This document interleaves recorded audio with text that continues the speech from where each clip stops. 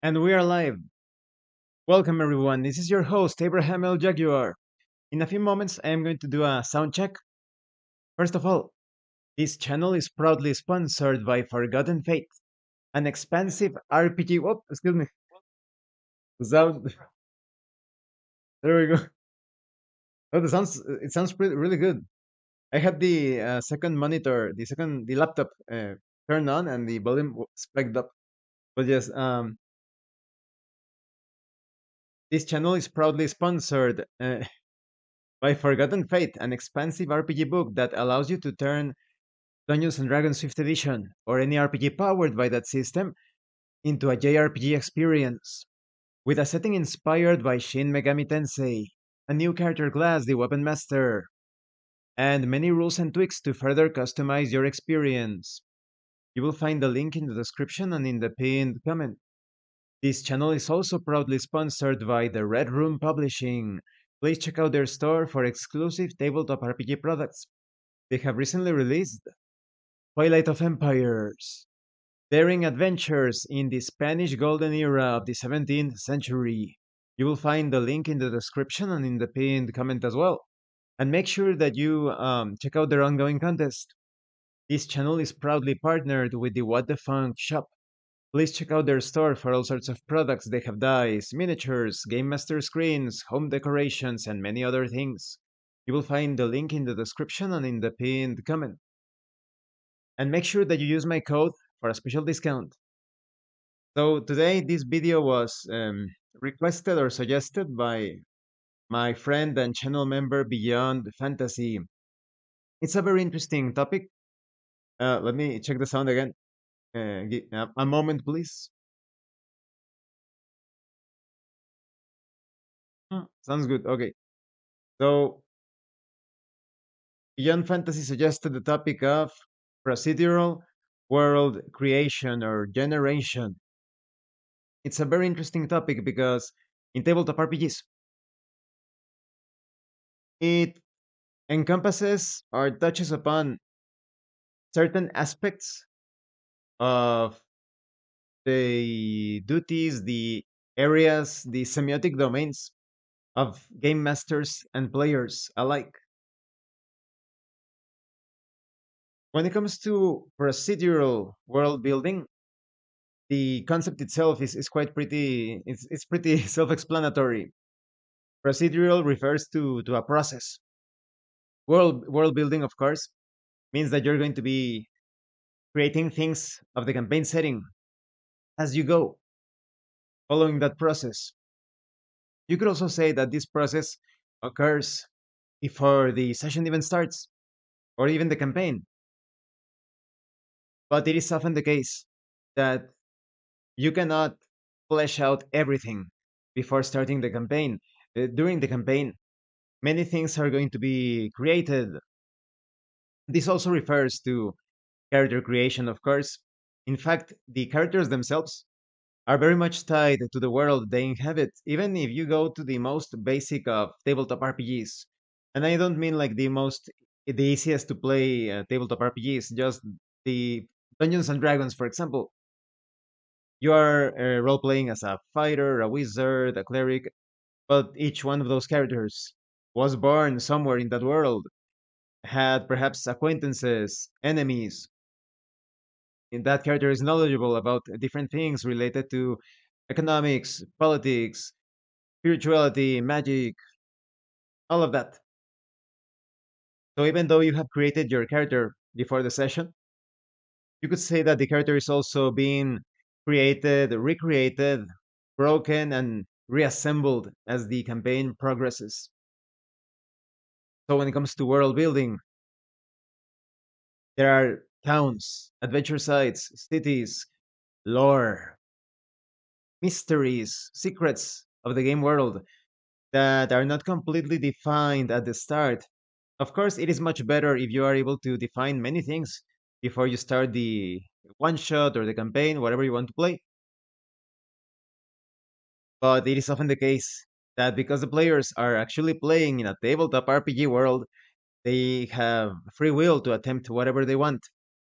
They cannot do whatever they want. They can attempt to do whatever they want. So they could decide to go to a particular site. They could interact with a non-player character. They could search for a particular treasure, mystery. No matter the RPG, it could be sci-fi. Maybe you are exploring the planets in the space fantasy. You are meeting various alien species. There are many things that the players are going to do that, as a game master, perhaps you did not fully create before the session. But here is when things become a bit tricky. The players are also part of this world building. The player characters, specifically the players, through their player characters, they are also helping shape the world through their actions, but also through their backgrounds. And here is where the waters become a bit muddy. There is a risk of the players losing that sense of actually being there, of playing a role. They run the risk of telling a story. And what do I mean about this? Imagine in real life, not right? We go to different places. We go to shops, stores, parks, your work, the workplace, whatever. Even if you have visited those sites, you cannot predict exactly who you are going to encounter in those places. Maybe you go to the park. You have been to the park already, but maybe now there are dogs. Maybe there are cats. Maybe there are people. Maybe it's empty. Maybe you're in danger of getting mugged, depending on the danger of the park. Maybe it's a really secure and pleasant place, but it starts to rain. So many things could occur, and that's what's fascinating about tabletop RPGs. You feel as if you are actually living in that fictional world as if it were real, because you do not know, you cannot predict what is going to happen. So if the players start to build the world according to their own, perhaps whims, perhaps their creations have a solid foundation on their own character backgrounds, they may end up telling a story about their characters instead of living within that fictional world. Just like, for example, if I go outside right now, I go outside of my house, I cannot know, I cannot tell if there's going to be someone walking their dog, if there are people having a party, if there are a lot of cars passing through the street in front of my house. It feels that's reality.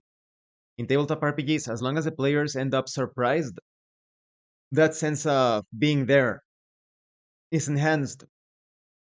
So if you as a player start to suddenly create things out of nowhere, such as I go outside of my house and I see a castle in front of it, you're suddenly creating things out of nowhere, out of thin air. It is illogical, nonsensical, or perhaps even aspects of your own character that you have no control over. For example, sneezing. Ah, sure. You sneeze. We have no control over sneezing. We can try to fight the sneeze, right? But if suddenly I'm speaking to you and I'm like, oh, oh, oh, oh, sheesh, and I sneeze, I could try to fight it, right? Ah, perhaps that could be a contested check. Make your saving throw against allergies or dust or whatever. But if you're suddenly saying that your character is sneezing, you are controlling the stimuli from the outside. Nonsensical, unless it is part of the game mechanic of the. For example, you take that as a drawback. Maybe your character, you have one of those point build systems, and it has to do with, let's say, it gives you good points for character creation if you take allergies. If your character starts with allergies, you have 5 points to build, to purchase other things, attributes, skills. But you need to roleplay those allergies whenever it is possible, or you could end up penalized. Maybe you do not get experience points, as much experience points when in the other case, when you actually roleplay your allergies. So you want to roleplay those allergies, even though they could present some challenges if your character starts out with that flaw. So the player, it is perfectly permissible for the player if you enter a dusty place and suddenly your player character has a coughing fit or perhaps sneezing all the time, or starts sneezing. Now you alerted the enemies to your presence. Maybe it was a stealth mission, and now things are going to be quite challenging.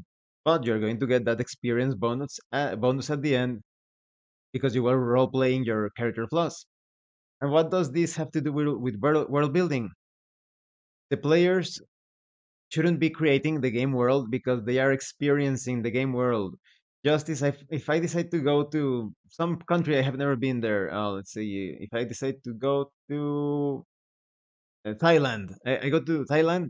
I don't know what's in Thailand. I've never been there, so I'm not going to be creating. I step off of the plane, and then I see a greenhouse, and there are a couple of men walking around. Suddenly, I'm controlling the entire world, the fabric of reality. Unless you have a spell to do that, it's nonsensical. So world building has to be handled in a very aware way. You have to be aware of the limitations that we cannot create things out of nowhere in real life and even in the fictional. Well, that you could go into metaphysics and spirituality, but those could be considered spells in tabletop RPGs, right? So unless in tabletop RPGs you have a way of creating the world, the game world itself, you have a spell to create buildings or lakes, make it so that trees spring out of the ground. The player cannot create those things because otherwise you wouldn't be playing a role. You would be telling a story. Like I said, unless you have a spell that allows you to do that, a power, some technology. Mostly procedural world building happens on the part of the game master. The players take action within the game world, and depending on the outcome of those actions, their interactions, their spells, etc., anything they attempt, then something is going to happen. The world will start to develop, it will be built, it will be constructed based on the outcomes of those actions. There is a tabletop RPG, an old school style tabletop RPG called Castle Ultima. It faces that problem. There are many good things about that RPG. I actually recommend it. Castle Ultima. I am actually reviewing. It's an ongoing review of mine. It has this subsystem where as the players move around the map, they get to choose what they encounter. Do you see the problem there? How boring is that? Oh, I go into the forest and I encounter the ancient ruins, and they have an archway that is of a bright red color, of an unknown material. I go through the archway and I am teleported into this. You see, so why do you even role play, right? You are role playing with a game master, so that the game master informs you through your senses. The game master is describing what you are seeing. He is uh, the feedback, the outside stimuli, everything that you see, that you touch, that you smell, that you hear. The game master is communicating that information through roleplay. He's playing the role of the game world. So if you're suddenly creating things out of nowhere as a player, then you're no longer playing a role. If you're going to be manipulating the game world like that, there needs to be uh, either, like I said, spell effect ability, or in the case of very particular games, but those would fall more on storytelling RPG hybrid games. Like, for example, Raven. Take a look at Raven, the storytelling RPG hybrid game that is inspired on the works of Edgar Allan Poe. The players in various parts of the flow of the game, they can take control of the scene. They can decide who appears on that scene. They describe what the character looks inside, finds inside of the mansion. Let's say I'm playing as Boris. Boris walks inside of the ancient mansion.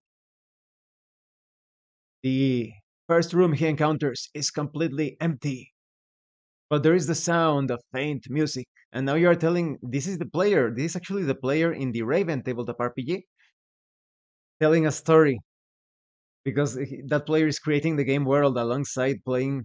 Later on, he's going to be playing the role. based on the prompts of the game master. Now that the player describes that scene, maybe there is a confrontation. The game master in that game will tell the player, a confrontation has started, and you go into roleplay mode, describing your actions. You make a roll to see what happens. Something happens, and back and forth, the player takes action through the player character. The game world reacts to that action. Maybe the game world takes action before the player character, and so on, so forth. But in like I said, it's a storytelling RPG hybrid game. So when it comes to procedural world building, of course there is going to be that, but it falls under the purview of the game master. The players could actually build some things about that world based on their own background.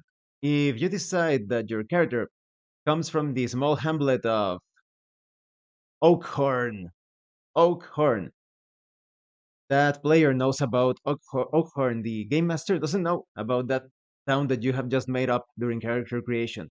So in character creation, within the setting, you obtain the game master approval that I want my character to come from this hamlet of Oakhorn, and he used to live with his um, daughter, wife, and he decided to go back to adventuring because he's a veteran. He was retired from adventuring, and now he's going back to venture forth.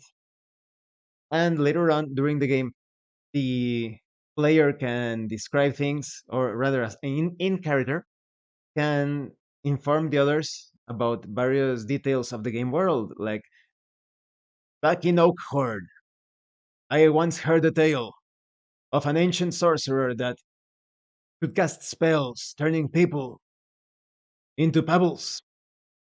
Anything, anything that you like. But that happened in Oakhorn. That's the creation of the player. When he created the player character, Oakhorn is his creation, so it's perfectly permissible.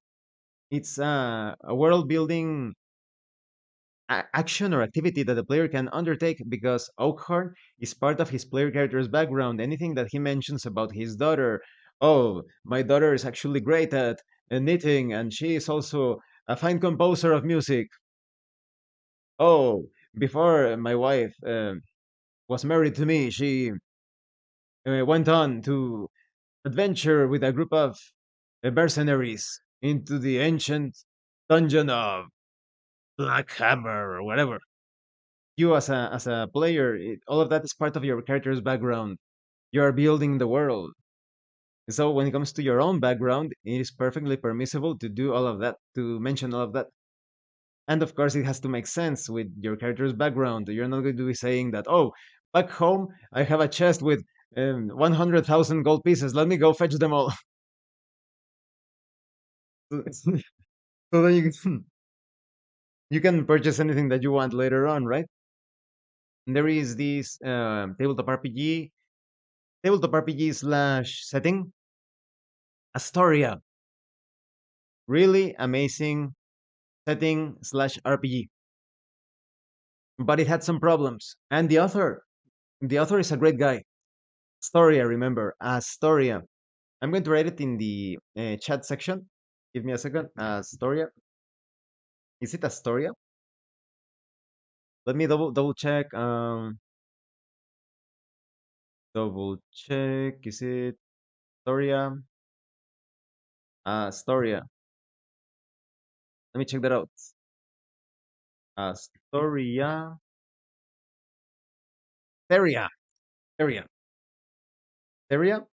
Asteria. Let me correct that in the chat. My mistake. It's Asteria. In Asteria, amazing, gritty, ruthless, adults only setting that is also a role playing game, but it has no system. It is an RPG without system. You create a character based on your concept, and there is no rolling of the dice. It is all based on mm, interpretation, based on context. But the examples that were given there, I said, well,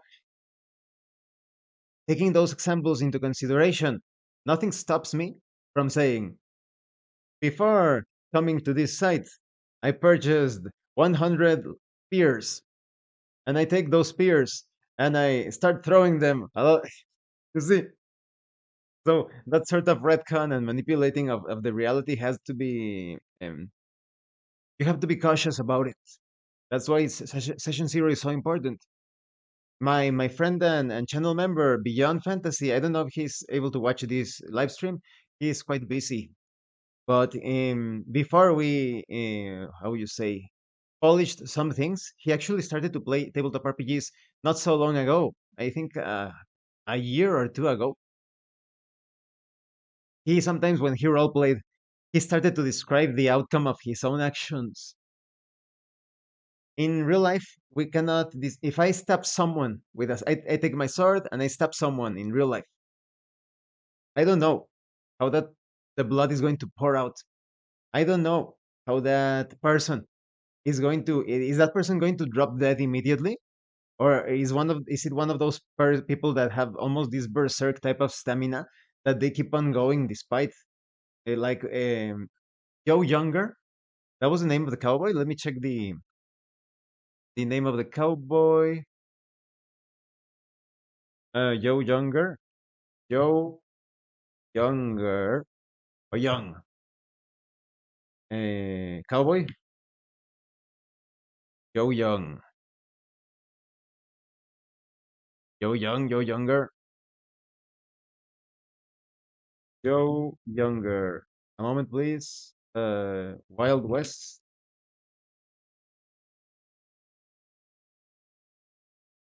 Mm-hmm. I don't know if it's Joe Younger or Joe Young. He was not the most like he's the most famous cowboy, but the one thing that he had, John Younger, could it be John Younger? Let me check. Now I'm curious about that. Aha, John Younger. It seems it's him. John Younger shot neck during a gunfight. The killing of John Younger. Exactly. He was shot through the neck. John Younger. Let me write that in the chat so they can look more for more information about that cowboy. That pistoler, how do you shootist? John, uh, Younger, Younger, gun outlaw. That outlaw, he was shot through the neck, and to the surprise of his enemy, he was able to keep on riding with the bullet on his neck. Talk about it was either perhaps it's a special like a character trait, right? If we were to consider him to be a tabletop RPG character, John Younger would have perhaps a berserker type of trait that allows him to keep on fighting even when his hit points go down to zero. So he continued riding with the bullet on his neck, blood pouring out, and he killed his killer, his his future killer, but because he was still alive then. So he killed the guy who shot him, and then he died. There is no way for me for there was no way in that case for the guy that shot him that he would know that John Younger would still be alive. Usually people die from bullets to the throat, but John Younger kept on fighting. So that's why you cannot predict, you cannot describe the outcomes of your own actions in tabletop RPGs because you do not have control over the game world and the other people within the game world, those fictional characters. So when it comes to world building, procedural world building, as a player, of course, you can build many things about the game world. You can talk about the places that your character has visited based on his background. Like I said, session zero is very important with the approval of the game master, but you cannot suddenly modify everything about the world. You cannot build the world based on your own preconceptions of what you think is going to happen. You think something is going to happen, but that doesn't mean it's going to happen like that. And in the case of the game master, because the game master is playing the role of the entire world, this doesn't apply. The game master can build anything. He is playing the role of the entire world. He knows about the secrets. These concepts are somewhat difficult to understand for people that think that tabletop RPGs are stories or is storytelling. Like I said, you're not telling a story about your character. You are experiencing the game world as your character. Or that perhaps feel like tabletop RPGs are theatrical plays or movies. You are living a reality within the fiction, a fictional reality. You are not acting or performing for an audience. So that's the thing to understand when it comes to world building. It's actually something quite beneficial. And everyone benefits from world building because in the case of the game master, now he has a lot of material to work with. Now that the player informed the others in character that uh, he comes from a place where there are the fastest horses around. Now the game master can use that as a plot device, perhaps, right? And maybe he later on introduces some sort of horse race, and now the players go back to visit that the hometown of the other character to obtain some of the fastest horse available to win that race, something like that. The game master benefits from that sort of world building, and in the case of the players, the game master is constantly building the game world both outside and no, both before and after of the session. They experience the enjoyment and the surprises because the game master is using those building blocks related to the characters backgrounds, to the player characters backgrounds, or even the non-player characters backgrounds, the game world itself, and everybody has a pleasant experience. So in other words, worlds are constantly being built and rebuilt and destroyed and restructured before, during, and after the sessions. But it's important to remember the game master plays the role of the entire world. The player plays the role of his or her player character or player characters. There are many tabletop RPGs where you control various player characters at the same time. So everything related to your own player characters, you can build everything based on that without manipulating the reality unless you have a spell that allows you to build things or manifest things out of nowhere, or spell or technology. Maybe you have a machine, right? A machine that creates mountains, is able to produce legs, or perhaps something quite guns or weird science. Unless it is a storytelling hybrid RPG game, you need to be certain of that notion. So I hope this was clear and entertaining. Does anybody do you have questions about anything that I have said, or perhaps comments, additions, or some insights on this? I'll wait a few minutes to see if anyone has questions or something to add to the conversation.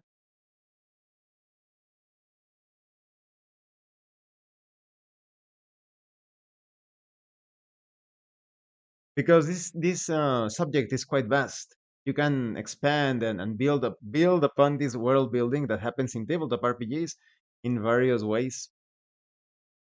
But the like I said, the key points as a game master, you can build anything about the game world, but make sure it's consistent, right? If you're playing a medieval fantasy and suddenly you start introducing some very advanced sci-fi high tech that doesn't fit the setting, there's like a contradiction there. There's something that doesn't make much sense. It could work in some cases. Like imagine when um, Blackmoor, Dave Arneson running the first Blackmoor campaign. It looked like a medieval fantasy, and then he started to introduce these elements of weird science, robots, power armor, those sci-fi weapons, and they started to realize this world with hints of real life, like right? This world is actually much more mysterious than we actually consider or we have considered so far. I mean, even in Dungeons and Dragons, there are a lot of sci-fi elements as well. The territory of Barrier Peaks in Greyhawk. There were a lot of people do not know, but supposedly, according to Gary Gygax's vision for the setting, Greyhawk is supposed to be. the far future of Metamorphosis Alpha and what Gamma World. The ones magical artifacts, they could also be considered scientific, all sorts of apparatus, machines, and the dungeons were actually the bunkers from ages past. That's why there are so many monsters, beings that some of them experiments, mutants, some other beings, demons that were summoned from other planes of existence. But it points to a sci-fi past of a highly advanced, futuristic sci-fi past. So it's the past in the future, the past of the apparent past of a long gone future. Sounds like a contradiction. But that's the Gygax vision. Right now, I don't think that was further developed when it comes to Forgotten Realms and the last version of Greyhawk. I have yet to fully examine it completely to see if that was handled like that in other versions or editions. But and yes, you can see how world building, everybody can do it. The game master, the players, as long as they respect those boundaries. The player characters playing the roles of their players, but not the game world, and the game master playing the role of the entire game world, but he never plays the role of the player characters unless there is some sort of mind control spell or possession. He will never play the role of the player characters. This doesn't apply to solo RPGs because in solo RPGs you are both a game master and a player. That's why in solo RPGs, world building, procedural world building is even more evident. Ah, thank you, Eldritch Word. Thank you. Mm, in solo tabletop RPGs, as a player character, you take actions, and then, either based on context or making a roll on random tables using a game master emulator, oh, this happened, this non player character appeared, this adventure site was revealed. And so it's a back and forth between yourself. As a game master, you are describing the game world based on those randomly regenerated results, and then you switch back to the player. Perhaps some of you saw my solo tutorial actual play of Flatter Shack. I played that solo RPG, very simple, very fun horror solo RPG, and I was going back and forth as the game master, describing the situation based on the results of the book. And as a player, I took actions attempting to survive against the horrible aberrations that were revealed. Luckily, in that session, no traps happened. Those traps are they are killer. They're incredibly difficult to overcome. But like I said, because I am playing both the role of the player and of the player character and the game world, my player side did not know that there weren't going to be traps. But based on the roles, there were no traps. So yes, I think that's it for this live stream. Thank you so much. Thank you, Eldritch Word. Thanks to everyone who came to watch this live stream. I hope you found it entertaining, useful. Mm, and thank you so much to those of you that are going the extra mile to support the channel. If anyone else wishes to further support the channel, consider joining as a member or using the super thanks button. Like, subscribe, take a look at the information in the description, the pinned comment. And remember, it is better to roleplay and fail in character than not to roleplay and fail as a player. Once again, thank you everyone. Have a great rest of your evening, day, wherever you are. See you later.